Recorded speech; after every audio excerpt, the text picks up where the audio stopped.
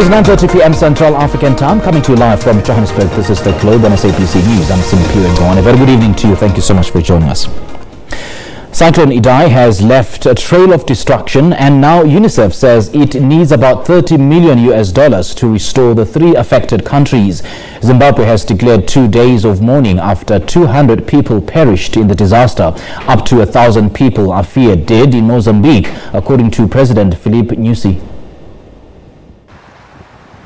At the mercy of nature, Chimanimani, a district that lies 300 kilometers from Beira, it lies in virtual ruins after Cyclone Idai ravaged the area. The roads infrastructure completely destroyed. Bridges upturned and washed away. Homes are also destroyed, and water levels rise. It was strenuous going for rescue teams.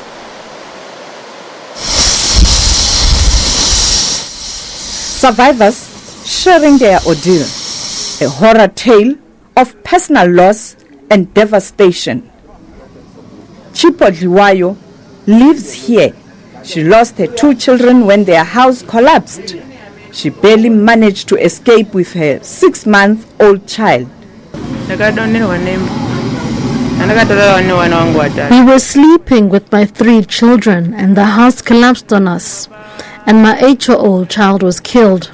We managed to escape to the kitchen, which also collapsed on us again and killed my 4-year-old child. I only managed to come out with this one. But danger still lies ahead. Doctors are warning that survivors are not completely out of harm's yet. We may treat the wounds now, but there are a lot of mental health issues that will arise from this. I've heard some of the stories from the people, the local people, some of the patients, what has happened to them, the people they have lost, and the scenarios. Those people will need counseling. They will need psychiatric help to get over those things, because some of them, they have lost the whole family, some have lost children, and the way they are describing it, that will have an effect on their mental health or onwards. And it will be very wise that after treating the wounds, the injuries, the mental side, the mental aspect of their health is also attended to. Because I'm certain with these life experiences, they are life-changing. Most will get, are most likely to get depression afterwards, or those post-traumatic stress disorders. In this transit camp in Chimanimani, helicopters fly the survivors. The medical team is overwhelmed. The injuries vary, and those in critical state are transferred to Chipinge Hospital. We've head injuries, some have fractures, broken limbs, some are also broken pelvis or hips.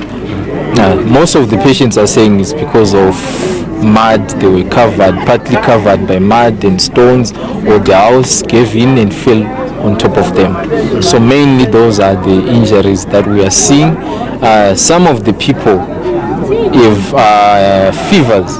We're just noticing the temperatures are high because of the open wounds that they have. Some are saying they got injured around Friday, so they didn't get attention from there, so some of the wounds were now septic.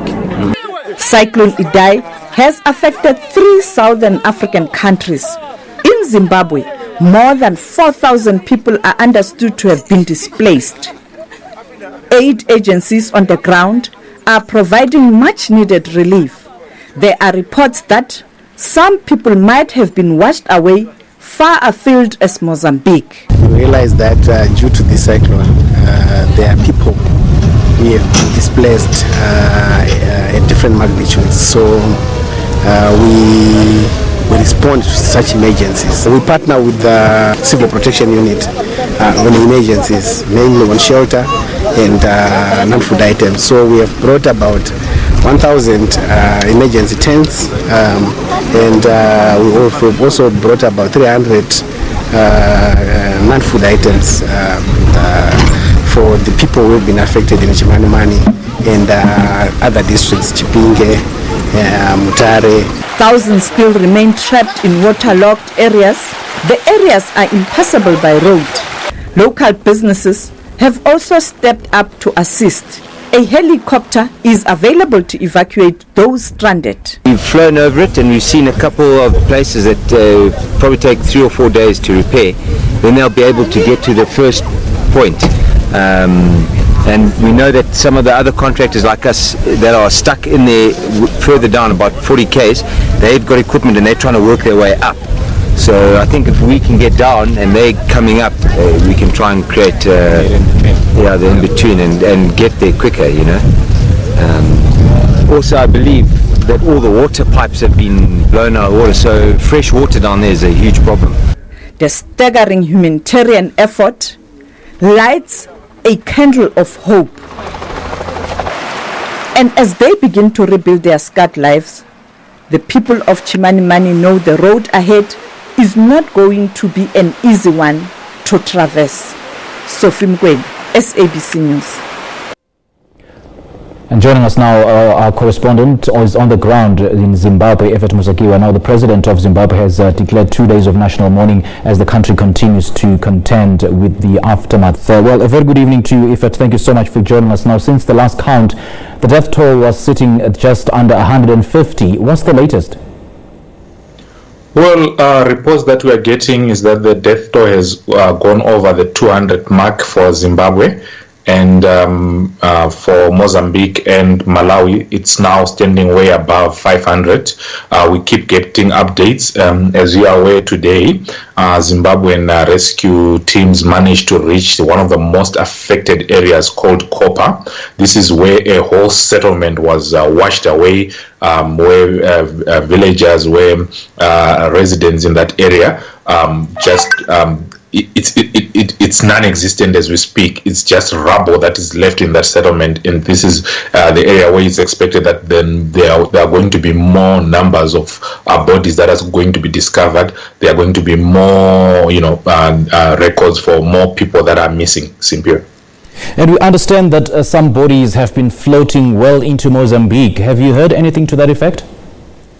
Yes, the President, Emmerson Mnangagwa, yesterday during his State of the Nation address did indicate that some bodies were indeed being discovered in Mozambique. He also highlighted that he's working with his Mozambican counterparts to make sure that all the bodies are accounted for, to make sure that decent burials are conducted for all those that either will be discovered in Zimbabwe or in Mozambique. But he did confirm that bodies are washing up as far as Mozambique, and they are working with Mozambican authorities to either repatriate or to bury the bodies that would have been discovered. Who's mainly responsible for the search and rescue? Is it the authorities there, as you've just mentioned, or is it mainly the civic organizations? Well, at the current moment, it's everyone. The government is doing its part, as you see in some of the pictures. The military is involved in the search and rescue efforts. You also have civil organizations. You also have individuals themselves helping in this search. So everyone, it's a concerted effort where everyone has come on board, where everyone is now helping out in the search and rescue, where everyone is helping out. Even the residents themselves, the place that I spoke about called Kopa, it's actually the residents of the area who are digging using some of the most primitive tools, just a simple shovel, just simple hoe or sticks or something, just to dig in the mud to look for relatives and colleagues. So really, it's everyone at this point in time. Yeah, it might have an effect on the actual death toll, I do believe, because so many of the families have been coming forth to report that there are relatives that are still missing. How many families do we know so far who've actually reported that they still haven't found their relatives? Well, at the moment, I cannot give you a specific figure, but what I can say is that in Chimanimani, remember this happened over in many districts in Zimbabwe, like 5 major districts that have been affected. You have Chimanimani district, which is in Manicaland. You have Chipinge district, which is also in Manicaland. You have other districts that are in a separate province of Masvingo, where deaths have been reported, but no missing persons. The number of missing persons has been largely reported around the Manicaland province, and now that they've reached some of these areas which have been inaccessible over the few days, the numbers, the records keep getting updated. So at the present moment, as of last night, I remember the number of missing people was around 4,000. Number of affected people was around 4,000, but that number has since grown. We wait to see when the Ministry of Information does release, the compiled figures that they would have received from the Ministry of Home Affairs as to the actual numbers that they would have gathered from this area called Copper, where now rescue efforts where rescuers have managed to reach this place, where we understand that roads have now been created to make sure that help and aid reaches this area. So this area, really, we expect a lot more. We expect the numbers to actually swell, as information is filtered through. Ephert, the government has been heavily criticized for failing to make contingency plans along the path of Cyclone Idai, and President Emmerson Mnangagwa himself was reported to have flown to Asia on hiring a private jet, on the eve of the Cyclone Idai. But is this perhaps a fortunate, or rather a fair criticism? Well, it's in his own defense. He said he was aware about the cyclone when he left the country, but he wasn't aware, or he didn't anticipate the level of destruction, the level of the impact of the cyclone. So he did indicate that he was aware before even leaving the country. But even the aid agencies, the civil society, are saying no one anticipated the level, no one anticipated the impact of how much it will affect Zimbabwe. You will recall that, or you will appreciate that as it stands right now, actually the death toll in Zimbabwe stands even higher than, or it's almost matching that of Mozambique Beira. So really, no one anticipated that 300 kilometers away, the impact will be felt that much, that there will be so much death. I think people just underestimated its impact. People underestimated, the outcome of the cyclone, including even the media themselves. They in the early stages, they were not reporting much. They were just reporting it just as an ordinary cyclone, or as just an ordinary weather event, until stories started coming out of Manicaland, until people started reporting, the effects and how much destruction the cyclone has caused. That's when people began to react. That's when even the whole nation began to see the actual picture and the impact of the cyclone. How is the situation now? Have the flood waters subsided? In most areas, yes, the flood waters have subsided. The weather is calm, but the damage, the accessing the areas, the roads are non-existent. You have to make, you have to go off-road. You have to find other means. Some areas, as we speak right now, the only way to access them is by air, is by helicopters, and some doctors have been flown into those areas, but to evacuate or to get the people out of those areas is very difficult, and it's slow, because also the number of helicopters that are available are limited. I know that the military has about 2 aeroplanes, and the private sector has also provided a couple of helicopters to cover an entire province. So really, it's very difficult to reach some of the areas, but it's taking time, but slowly, as efforts are being done to create roads, as efforts are being done to ferry aid and to ferry both food, medicines, and everything to the affected areas. It's slowly, but the efforts are slow, but something is being done. Ephert, thank you so much for your update. We appreciate it. That was our correspondent, Ephert Musekiwa, joining us via Skype from Zimbabwe. This is The Globe. We'll have more news after this break.